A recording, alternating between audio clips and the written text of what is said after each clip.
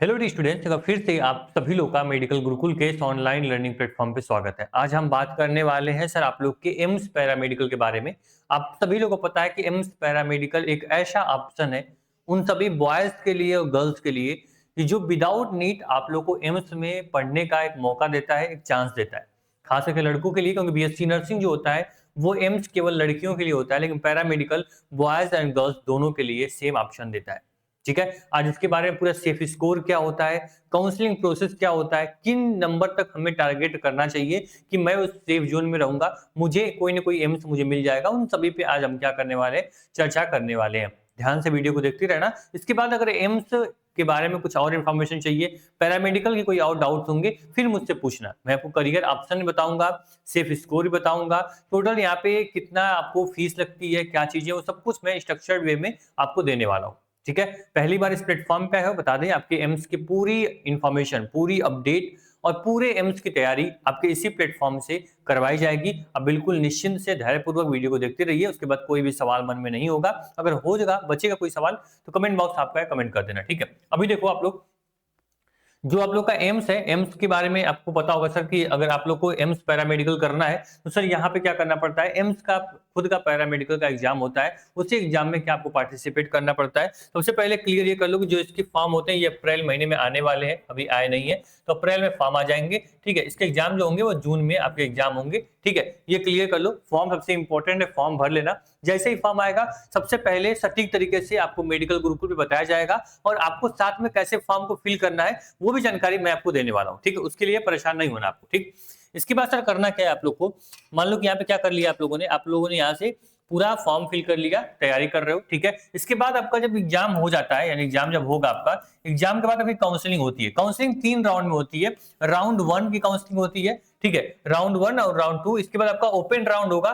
ठीक है, open round में आपको क्या होगा सर कि यहाँ पे राउंड 1 और राउंड 2 बिल्कुल फ्री होता है, मतलब कि कोई भी आपको यहाँ पे सिक्योरिटी फीस या कोई चार्ज आपको नहीं देना होता है। राउंड 1 और राउंड 2 की पूरी काउंसलिंग जो होगी वो फ्री होती है। जैसे सपोज दैट कि राउंड 1 की काउंसलिंग होती है, कट ऑफ जो जाती है मान लो 100 रैंक तक जाती है। ठीक है, 100 रैंक तक कट ऑफ गई। ठीक है, इसके बाद क्या होगा सर, ठीक है, 100 तक कट ऑफ गई। इसके बाद मान लो सीटें खाली रहती हैं। ठीक है, उसके बाद फिर आपकी राउंड 2 शुरू होगा। राउंड 2 में मान लो 200 तक कट ऑफ गई।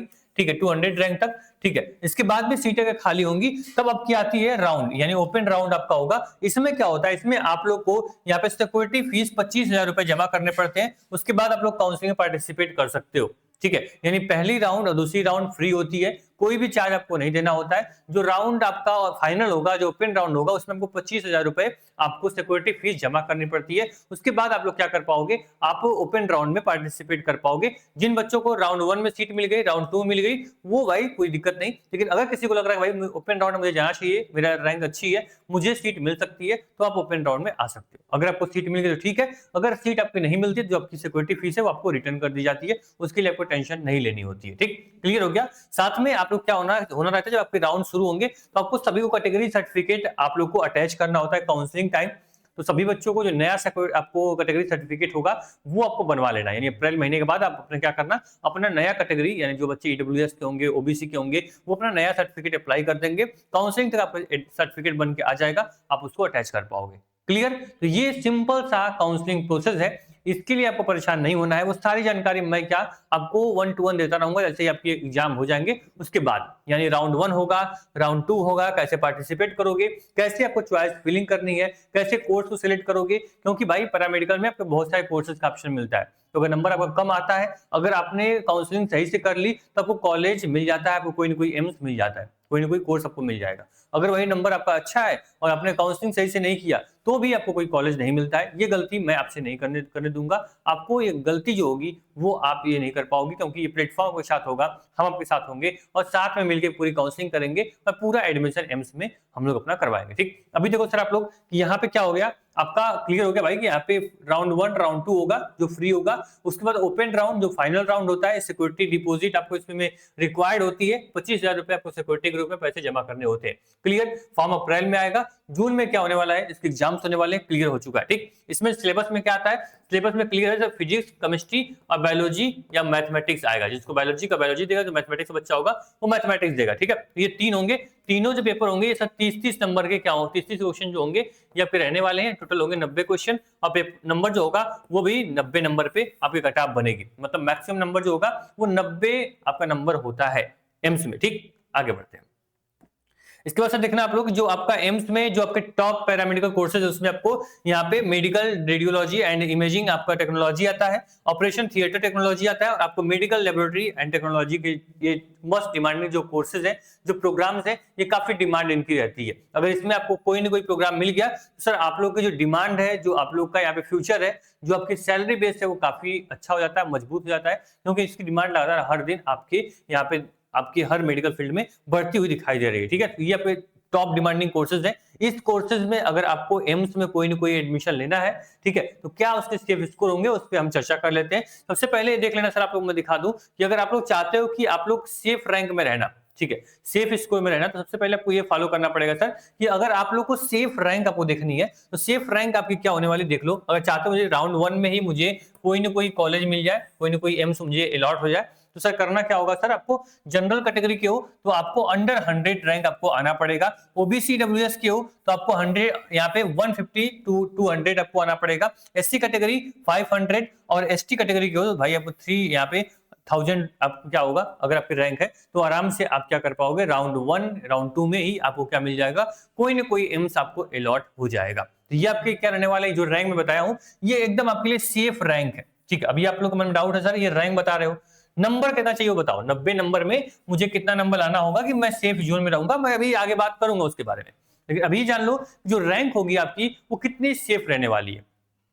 क्लियर हो गया, मैंने कैटेगरी में बता दिया भाई कि आपको 100 रैंक जनरल के लिए, 150 से 200 रैंक आपको ओबीसी ईडब्ल्यूएस के लिए, एससी के लिए 500, 3000 रैंक एसटी के लिए। अगर इतनी रैंक आप लोग ला देते हो तो क्या होगा, आपका सेफ जोन रहेगा, कोई ना कोई एम्स आपको अलॉट होगा राउंड 1 और राउंड 2 के अंतर्गत। ठीक है, आपको ओपन राउंड में नहीं जाना पड़ेगा, उसके पहले आपको कोई ना कोई सीट मिल जाएगी। ठीक है, इसमें जो कोर्स आप बोलोगे वो कोर्स भी आपको मिलने के मोस्ट प्रोबेबली चांस होते हैं अगर इस रैंक तक आप हो तो। ठीक, थोड़ी सी हम आगे डीपली अगर रिसर्च करें, डीपली बात करें आप लोगों के लिए, तो यहाँ पे हमने क्या किया, सेफ स्कोर बताया है जो आपको राउंड 1 राउंड 2 तक आपको क्या मिलेगा, आपको कोई ना कोई इस राउंड में देखोगे तो कोई ना कोई आपको क्या मिल जाएगा, कोई ना कोई एम्स आपको यहाँ पे मिल जाएगा। जैसे मैंने बोला यहाँ पे अनरिजर्व के लिए तो 77 नंबर से 67 नंबर तक आपको लेकर आना है, आप सेफ जोन में रहोगे, आपको कोई ना कोई एम्स अलॉट जरूर हो जाएगा, इसकी चीज की मैं आपको पूरी गारंटी देता हूं। ओबीसी का है तो 74 से 66 नंबर तक अगर लेकर आओगे तो आप क्या कर पाओगे, आप ओबीसी के लिए सेफ जोन में रहने वाले हो। ईडब्ल्यूएस के लिए 75 से यहाँ पे आपको 63 नंबर, एससी के लिए 63 से 53 नंबर, एसटी के लिए 51 से 50 नंबर, 50 नंबर तक आप क्या कर पाओगे, सेफ जोन में रहने वाले हो। एक बात याद रखना, मैं ये सेफ जोन बोल रहा हूं मतलब कि इसमें एकदम गारंटी होती है सर 101% कि सर आपको क्या होने वाला है, कोई ना कोई एम्स आपको अलॉट हो जाएगा। लेकिन अगर आप बोलोगे सर क्या मेरा मान लो कि मैं अनरिजर्व का हूं, मेरा 65 नंबर है, मेरा हो जाएगा, तो सर मोस्ट प्रोबेबली चांस है कि आपको हो सकता है, आप ओपन राउंड में जाओगे। ठीक है, आपके पेपर कैसे होते हैं, डिफिकल्टी लेवल क्या है, आप इसके बाद आपके कितने एस्पिरेंट्स एग्जाम में बैठ रहे हैं, पार्टिसिपेट कर रहे हैं, ठीक है, उस पर भी डिपेंड करेगा।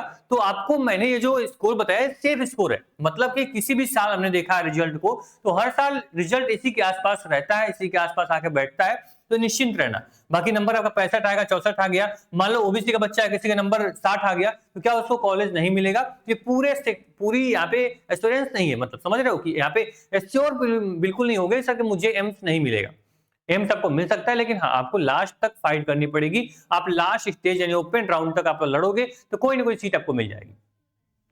ठीक है, मैं आपको सेफ स्कोर बताने आया हूं कि कम से कम इतना टारगेट करना, इससे कम का टारगेट यानी अनरिजर्व 77 पे टारगेट करो, इससे कम टारगेट करोगे तो आपके लिए मुश्किलें बढ़ सकती हैं, आप एकदम टेंशन में हो सकते हो। ठीक है, क्योंकि आप लोग जब राउंड 1 होता है और कट ऑफ बहुत हाई जाती है, बच्चे वहीं पे क्या होता है, डिप्रेस्ड हो जाते हैं, फैमिली प्रेशर होता है भाई कि आपको तुमको एम्स नहीं मिलेगा, तुम कहीं और एडमिशन ले लो। बात समझ आई तुमको? ठीक है, क्लियर है?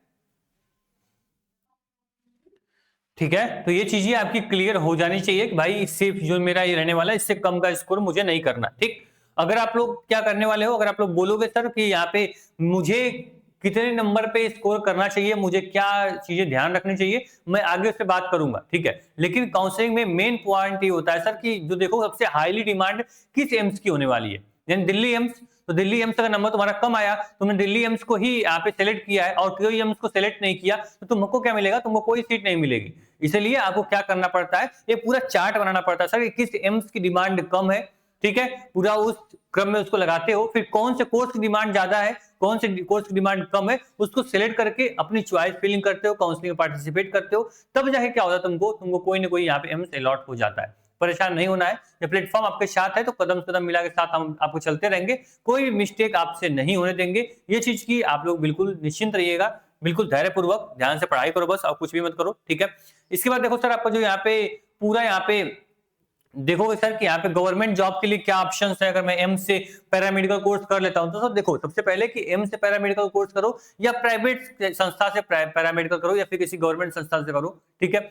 आप सभी लोग के लिए एक एग्जाम होता है जो कि एम्स यहाँ पे सीआरई एग्जाम होता है। इस एग्जाम में पार्टिसिपेट करने के बाद आप लोगों को क्या लगता है, यहाँ पे गवर्नमेंट सेक्टर में पैरामेडिकल जॉब आपको लग सकती है, ठीक है। इस एग्जाम को कोई भी बच्चा इस एग्जाम को दे सकता है। मान लो कि कोई बच्चा अगर एम्स से पढ़ा हो या फिर कोई मान लो कि यूपी एमपी किसी भी स्टेट से पढ़ा हो, ठीक है, प्राइवेट या गवर्नमेंट संस्था से, सब बच्चे इस एग्जाम में पार्टिसिपेट कर सकते हैं। जितना अच्छा आप लोगों की पढ़ाई होगी, जितना अच्छा आपका बेस होगा, उसके अकॉर्डिंग इस एग्जाम को क्रैक करोगे और एक गवर्नमेंट सेक्टर में आराम से 60 से 70 हजार रुपए की सैलरी आप स्टार्टिंग उठाना शुरू कर दोगे पैरामेडिकल कोर्स करने के बाद, ठीक है। ये आपके लिए क्या होगा, अच्छा ऑप्शन होगा। साथ में देखो, अगर तुम बोलोगे सर कि मुझे एम्स अगर नहीं मिलता है बाई चांस, बिल्कुल तो भाई निगेटिव सोचना नहीं चाहिए, लेकिन फिर भी हमारे पास सेकंड ऑप्शन क्या होना चाहिए। तो एम्स अगर आपको नहीं मिलेगा तो आपको जो सेकंड ऑप्शन है, आप प्राइवेट सेक्टर में या फिर आपके बहुत सारे गवर्नमेंट यूनिवर्सिटीज है, वहां से आप एम्स ट्राई कर सकते हो। उसके लिए आपको जितने भी फॉर्म्स आपके रिलीज होने वाले हैं, उन सभी फॉर्म को आपको अप्लाई करना है। चाहे अगर यूपी से हो तो आपको कॉमन नर्सिंग एंट्रेंस टेस्ट देना है, एमपी से पीनेस देना है,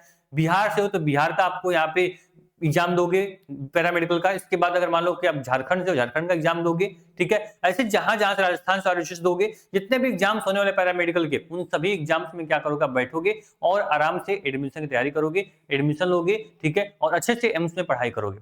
अगर एम्स में पढ़ाई करोगे तो आपके लिए क्या होगा, नॉलेज बेस अच्छा होता है, प्रैक्टिकल एक्सपोजर आपको अच्छे मिलते हैं, ठीक है। आपको यहाँ पे हैंड प्रैक्टिसेस जो होती हैं वो बहुत अच्छी मिलती है, क्लिनिकल एक्सपोजर मिलेगा आपको, जिसके माध्यम से आप क्या कर पाओगे, अगर प्राइवेट सेक्टर में जॉब करने जाओगे तो आपको काफी अच्छा पैकेज मिलता है, क्योंकि आप एम्स से पढ़े हो, ठीक है। इसकी अलग वैल्यू होती है, नॉलेज आपका एक नेक्स्ट लेवल का होगा, उसकी अलग आपको पे आउट मिलता है, ठीक है। तो ये आपका प्लस पॉइंट होगा एम्स से पढ़ने का। खास अगर एम्स से बच्चा जो पढ़ा होता है वो आराम से देखोगे, एम्स से अगर बीएससी नर्सिंग कर लेता है, नॉर्सेट एग्जाम क्लियर करता है, एम्स से अगर मान लो पैरामेडिकल, तो सीआरई एग्जाम भी क्लियर करने में उसको आसानी होती है, क्योंकि भाई एम्स के एग्जाम्स हो रहा है और एम्स के सिलेबस के अकॉर्डिंग क्वेश्चन पूछे जाते हैं। तो आपके लिए क्या होगा, आपके लिए प्लस पॉइंट होगा, नॉलेज अच्छा मिलता है, प्रोफेसर अच्छे होते हैं, डिपार्टमेंट अच्छा है, तो आपको एक अच्छा बेस तैयार आपका हो जाता है तैयारी करने के लिए, ठीक। क्लियर हो गया।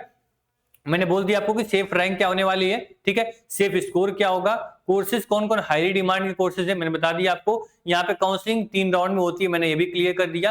फॉर्म कब आएगा, अप्रैल में आएगा, जून लास्ट में एग्जाम्स होते हैं। क्लियर हो गया। हाँ, अगर चाहोगे कि सर पैरामेडिकल की पूरी तैयारी करना, तो पूरी फ्री ऑफ कॉस्ट, कोई भी चार्ज आपको क्लासेस देखने के लिए आपको नहीं देना है।